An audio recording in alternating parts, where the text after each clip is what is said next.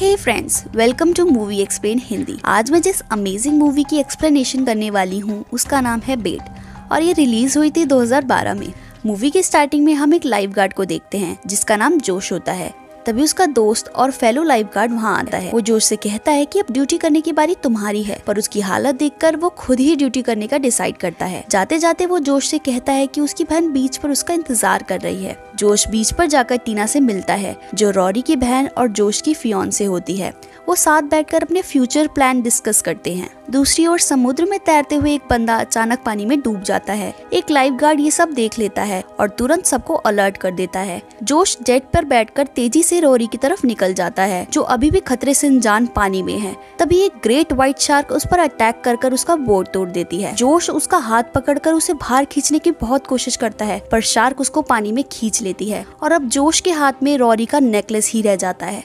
जोश रॉरी की dead body देखकर दुख में रोने लगता है। सीन होता है 1 साल बाद का, जहां जोश अपने टीवी के सामने बैठा है। एक न्यूज रिपोर्टर लोगों को वार्न करता है कि साल के इस समय में माइग्रेटिंग फिश के पीछे पीछे शार्क्स भी आ जाती हैं, इसलिए उनसे बचकर रहें। जोश अपनी कॉफी लेते वक्त दीवार पर लगी अपनी और टीना की फोटोज देखता है। अब वो अपने काम पर जाने लगता है तो रास्ते में देखता है कि एनिमल्स बड़ा स्ट्रेंज सा बिहेव कर रहे हैं। कुत्ता लगातार भौंके जा रहा है, बर्ड्स एरिया से मास माइग्रेशन कर रहे हैं। उसको कुछ समझ नहीं आता तो वो इग्नोर कर आगे बढ़ जाता है। वो सुपरमार्केट की तरफ जाता है जहाँ वो काम करता है। वहीं एक जैमी नाम की लड़की चोरी कर रही होती है जिसे वहाँ मौजूद गार्ड देख लेता है। काइल अपनी कार सुपरमार्केट में पार्क करता है। अब जैमी देख लेती है कि गार्ड उसे देख रहा है, इसलिए वो क्विकली स्टाफ पोर्शन में चली जाती है जहाँ उसका बॉयफ्रेंड रेयान भी होता है। रेयान वहीं सुपरमार्केट में काम करता है। अब रेयान जैमी को हैप्पी एनिवर्सरी विश करता है और एक गिफ्ट भी देता है।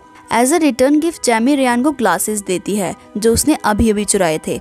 रेयान ये सब देखकर अपसेट हो जाता है और ग्लासेस वापस रखने के लिए कहता है। अब वहाँ स्टोर का ओनर जैजब और एक गार्ड आ जाता है। जैजब कहता है कि पुलिस किसी भी वक्त वहाँ आती होगी। साथ ही वो रेयान को फायर भी कर देता है। सीन जाता है जोश पर, जो एक कलीग नायोमी के साथ शेल्फ अरेंज करवा रहा होता है। जोश टीना को देखता है जो अपने नए बॉयफ्रेंड के साथ सिंगापुर से लौटी होती है। जब जोश टीना को देख रहा होता है तभी वहाँ जैजब आता है और उसे किसी काम से वहाँ से भेज देता है। अब हमें पार्किंग का सीन दिखाया जाता है जहाँ 2 चोर कुछ बात कर रहे हैं। बातचीत से पता चलता है कि डोयल चोर नहीं है, पर उसे वो दूसरा बंदा धमकी देकर चोरी करवा रहा है, वरना वो डोयल के भाई को मार देगा। अब एक पुलिस ऑफिसर टोड वहाँ आता है और हमें पता चलता है कि टोड जैमी के डैड हैं। वो जैमी को बाहर लेकर जाते हैं जहाँ जैमी उससे बहुत रूड बिहेव करती है। उनकी कॉन्वर्सेशन से पता चलता है कि ये पहली बार नहीं है जब जैमी ने चोरी की है। वो पहले भी बहुत बार ऐसा कर चुकी है, पर वो अभी भी घमंड में रहती है। इस बार टोड उसे एक दिन के लिए अपनी कार में लॉक कर देता है। जैसे ही टोड अपनी कार में बैठ रहा होता है वो डोयल को एक गन के साथ सुपरमार्केट में एंट्री लेते हुए देखता है। टोड अपनी कार से गन लेकर डोयल का अंदर तक पीछा करता है। डोयल जैजब पर बंदूक तान देता है और उससे सारा कैश मांगता है। जैजब बताता है कि उसने पैसे कहीं और रखे हैं। डोयल जैजब के साथ पैसे लेने जाता है। उन दोनों को टोड शेल्फ के पीछे से देख रहा होता है। जैसे ही वो आगे आते हैं टोड डोयल पर बंदूक तान देता है और उसकी गन छीन लेता है, पर डोयल का साथी वहाँ आकर असिस्टेंट मैनेजर जूली के माथे पर गन लगा देता है और कहता है कि वो जूली को मार देगा अगर उन्होंने डोयल को नहीं छोड़ा। दूसरी ओर रेयान पार्किंग में आकर जैमी को कार से निकाल लेता है। जैमी अपने डैड की बुराई करने लगती है, पर रेयान उससे कहता है कि उसके डैड सही हैं। फिर वो उस पर नाराज होता है क्योंकि उसकी वजह से रेयान की जॉब चली गई। रेयान अपनी वैन में बैठता है पर वो चालू नहीं होती। गोली की आवाज सुनकर जोश बाहर आता है और देखता है कि डोयल के साथी ने जूली को गोली मार दी है और अब टीना को निशाना बना लिया है। जोश टीना की ओर बढ़ता है, पर रॉबर्ट जोश को कहता है कि अगर एक कदम भी आगे बढ़ाया तो टीना मर जाएगी। तभी एक मैसिव सुनामी शहर को हिट करती है। इमारतें तहस नहस हो जाती हैं। लोग खिलौने की तरह उड़ने लगते हैं। जोश हाँफते हुए पानी से बाहर आता है। वो पूरी मार्केट में देखता है पर टीना उसे कहीं नहीं दिखती। डोयल भी पानी से निकलकर शेल्फ पर चढ़ता है। कुछ देर बाद स्टीवन भी हेल्प के लिए आवाज लगाता है और उसी के साथ टोड भी होता है। जोश देखता है कि एक मेटल रॉड टोड के पैर के आर पार हो गई है। अब जोश और स्टीवन टोड को उठाकर शेल्फ पर ले जाते हैं और स्टीवन टोड के पैर के लिए टॉवल लेने जाता है। अब जैमी भी पानी से निकलकर अपने डैड के पास आ जाती है। जोश उसे ऊपर खींच लेता है। वो टोड से गले मिलती है। टोड उससे पूछता है कि वो कार से बाहर कैसे आई, तो जैमी को रेयान का ध्यान आता है। वो अभी भी पानी में ही है। वो डर में रेयान को लेने जाती है, पर डोयल उसे रोककर कहता है कि पार्किंग पूरी तरह से डूब चुकी है। जैमी दुखी होकर रोने लगती है। जोश थोड़ी देर में टीना को देखता है जो शेल्फ से चिपककर सदमे में वहीं खड़ी होती है। जोश उसके पास जाकर उसको लेकर आता है। इसी बीच एक लाश अचानक पानी में चली जाती है। डोयल टीना को शेल्फ पर खींच लेता है। जोश एक लाश देखता है जिसने एक मास्क लगा रखा होता है, मतलब डोयल का साथी मर गया है। जब स्टीवन टोड के लिए टॉवल ढूंढ रहा होता है तब उसे एक कर्बी नाम का बंदा पकड़ लेता है जो उससे मदद की भीख मांगता है। अब पार्किंग का सीन होता है जो फॉर्चुनेटली पूरी तरह नहीं डूबी है। हेदर और काइल अपनी कार में ही फंस चुके हैं और रेयान भी अपनी वैन में फंस चुका है। रेयान नोटिस करता है कि पानी धीरे धीरे उसकी वैन में इकट्ठा हो रहा है। बचने के लिए रेयान शीशे तोड़ देता है और फटाफट पानी के ऊपर आ जाता है। दूसरी तरफ स्टीवन कर्बी को शेल्फ पर चढ़ा देता है और एक कपड़ा जोश के पैर पर रख देता है। अब वो खुद भी ऊपर चढ़ जाता है और टीना को गले लगा लेता है। साइड में जोश बैठा होता है जो ये सब देखकर उदास हो रहा होता है। जोश टोड के पैर से रॉड निकाल लेता है जिससे टोड दर्द में बड़ी जोर से चिल्लाने लग जाता है। तुरंत ही जोश टोड पर कपड़ा बांध देता है। जैज़ब मदद के लिए कॉल करने की कोशिश करता है पर उसका फोन खराब हो चुका है। जोश कहता है कि तुम सब मेंटेनेंस या लोडिंग रूम में जाकर बाहर का रास्ता देखो, मैं यहाँ टोड के साथ रुकता हूँ।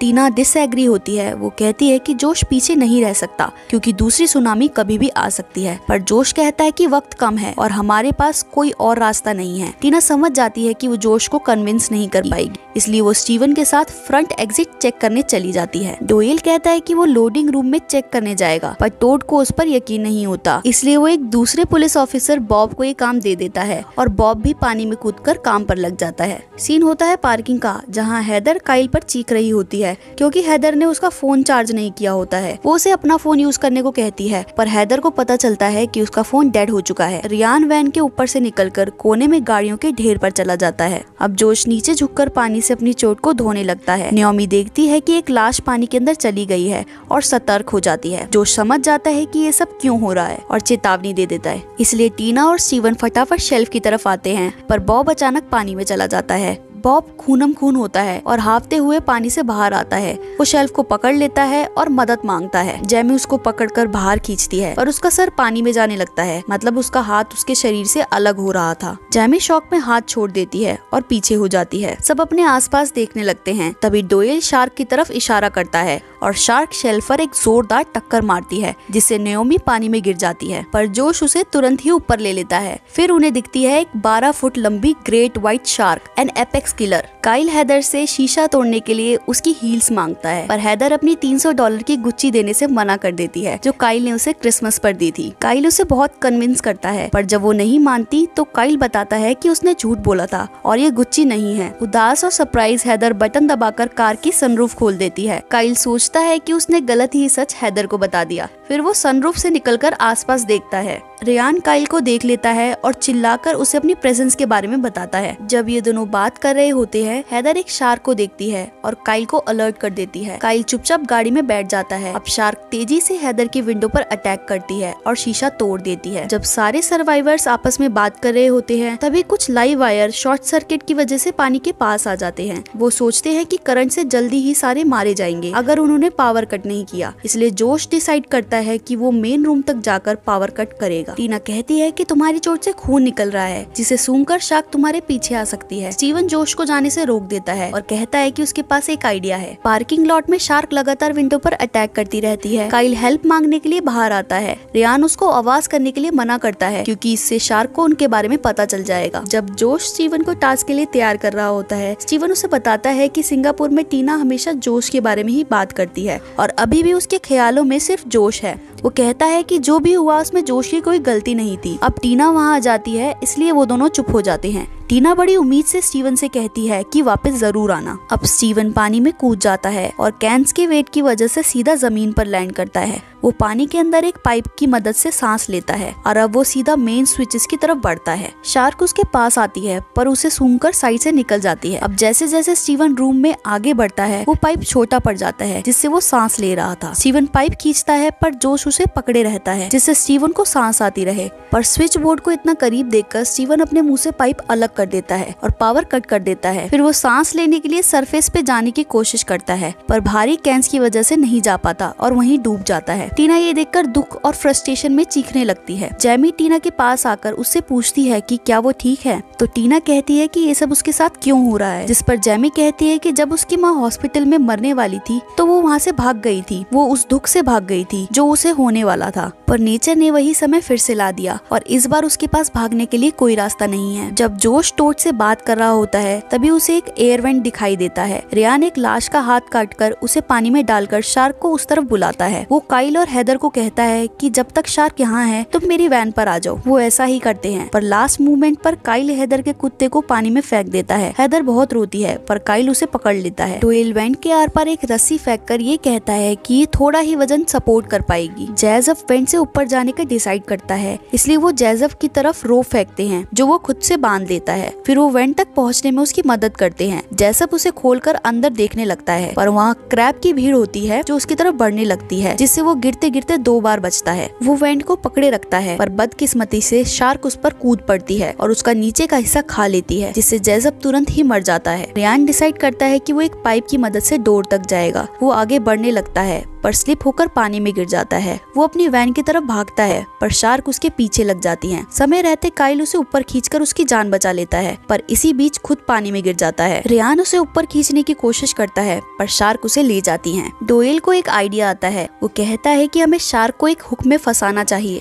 इससे वो शार्क के मूवमेंट को रोककर सेफ्टी तक पहुंच सकते हैं। डोएल मीट एरिया से हुक लेने की कोशिश करता है पर नाकाम हो जाता है। जोश कहता है कि वो हुक ले आएगा, तब तक बाकी सब शार्क को डिस्ट्रैक्ट करेंगे। टोड कहता है कि वो जाएगा क्योंकि उसकी पैर की चोट की वजह से वो सब पर बोझ है। जैमी उसे रोकने की बहुत कोशिश करती है पर वो नहीं सुनता, इसलिए वो खुद पानी में कूदकर हुक लाने जाती है। वो एक हुक में कुछ मीट फंसाकर फटाफट शेल्फ की तरफ तैरती है जहाँ बाकी सब उसे समय रहते ऊपर खींच लेते हैं। जब जोश हुक और रस्सी को शेल्फ पर बांध रहा होता है, टीना उसके गले में रॉरी का नेकलेस देखती है। वो जोश से नेकलेस के बारे में कहती है तो वो कहता है कि उस दिन रॉरी जोश की जगह ड्यूटी कर रहा था और इसलिए मरना भी जोश चाहिए था, ना कि रॉरी। जोश टीना से माफी मांगता है पर टीना उसे कहती है कि तुम्हें मुझसे माफी मांगने की कोई जरूरत नहीं है, बल्कि खुद को माफ करने की जरूरत है। अब मीट को पानी में डाल दिया जाता है पर शार्क उसके बगल से निकल जाती है। कर्बी मीट बाहर निकालता है और कहता है कि अब शार्क को जिंदा इंसानों के खून का स्वाद चढ़ चुका है। फिर वो अपनी सॉक्स में से गन निकालकर नियोमी को पकड़ लेता है और सबको उनकी जगह पर रहने के लिए कहता है। अब हमें पता चलता है कि कर्बी ही डॉयल का साथी है जिसने जूली को मारा था और उसने अपना मास्क किसी और की बॉडी पर लगा दिया था। कर्बी नियोमी की शर्ट में हुक लगाकर उसे पानी में फेंक देता है। जोश उसकी तरफ बढ़ता है पर वो जोश को गोली मारने की धमकी देता है। अब डोएल एक चाकू कर्बी की पीठ में घोंप देता है जिससे उसकी गन पानी में गिर जाती है। बाकी सारे नियोमी को बाहर खींचकर उसकी शर्ट से हुक निकाल लेते हैं। डोएल हुक को लेकर कर्बी की शोल्डर में फंसा देता है जिससे कर्बी दर्द से कराहने लगता है और उसे पानी में फेंक देता है।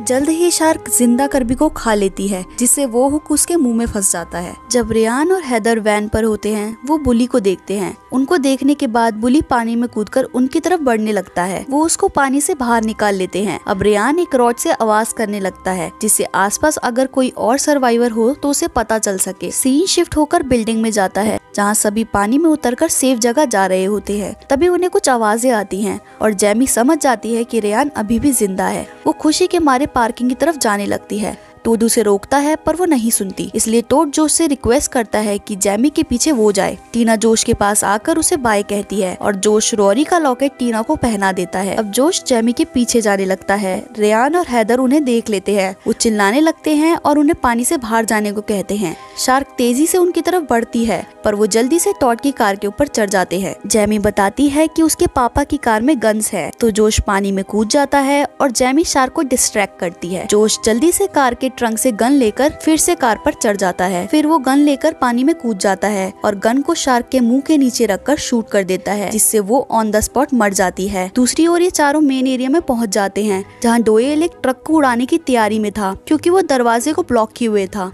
अब अचानक ट्रिमर टूट जाता है जिससे पहली वाली शार्क कनेक्टेड थी और वो शार्क फिर से फ्री हो जाती है। डोएल और जोश दोनों पानी से बाहर निकल जाते हैं। जैसे ही शार्क जोश की तरफ बढ़ती है वो शार्क को टॉड की टेजर से करंट मार देता है। डोएल स्विच चालू करके ट्रक को फोड़ देता है जिससे एंट्रेंस खुल जाती है। वो सभी सुपरमार्केट के बाहर निकलकर बाहर जाते हैं जहाँ सब कुछ बर्बाद हो चुका है। वहीं कुछ रेस्क्यू हेलीकॉप्टर्स भी उड़ रहे हैं और यही हो जाता है इस मूवी का दी एंड। आई होप आप सभी ने एंजॉय किया हो। अगर हाँ तो चैनल को सब्सक्राइब जरूर करना और यस लाइक करना भी बिल्कुल मत भूलना।